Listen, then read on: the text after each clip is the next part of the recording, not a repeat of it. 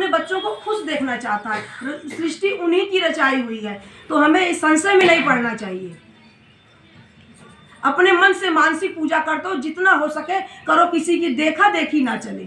पहले हम लोग देखा देखी बहुत चलते थे, कहीं अरे वो मंदिर चली गई हम भी चले जाते हैं, इतना धक्की मुक्की है, शिवरात्रि है, धक्का धक्का देकर के जल चढ़ा रहे हैं। लेकिन अब जब से हमने शिव को गुरु बनाया है, हमें भी ज्ञान आ गया है। अब हम लोग, कोई भीड़ होती है, कुछ होता है, तो हम लोग थोड़ा रुकते हैं, कोई बुजुर्ग होता है उसको देते हैं।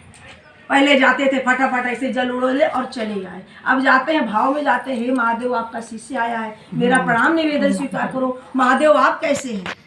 हम पहले जाते थे अपनी व्यथा, अपनी कथा सुना के चले आते थे, लेकिन कभी परमात्मा से नहीं पूछते थे, हे परमात्मा आप कैसे हैं। कभी तो पूछना चाहिए कि अगर वो हमारे परिवार के सदस्य हैं तो हमें भी तो उनका हाल सुनना चाहिए।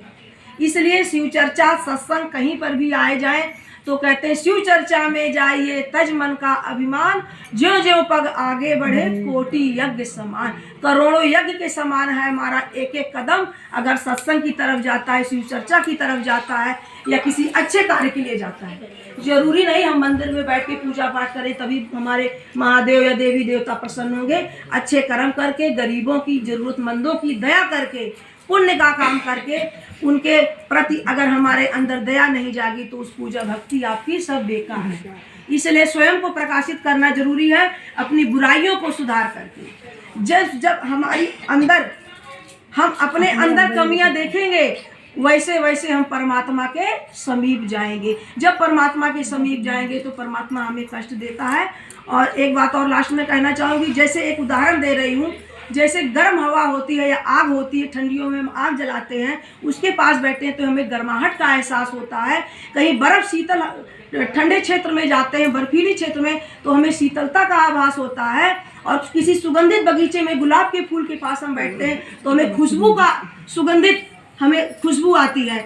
तो हम उस परमात्मा के समीप जाने के बजाय हम मांगने क्यों लगते हैं? हम लोग यही गलती कर बैठते हैं। क्यों? हमारा सब्र नहीं है, हमारा भरोसा नहीं है, हम लोग उस परमात्मा पर विश्वास नहीं करते, हम उनको आजमाते। जिस दिन हम उन पर विश्वास करने लग जाएंगे, कहते हैं तन मन धन सब तेरा, पर हम नहीं दे पाते।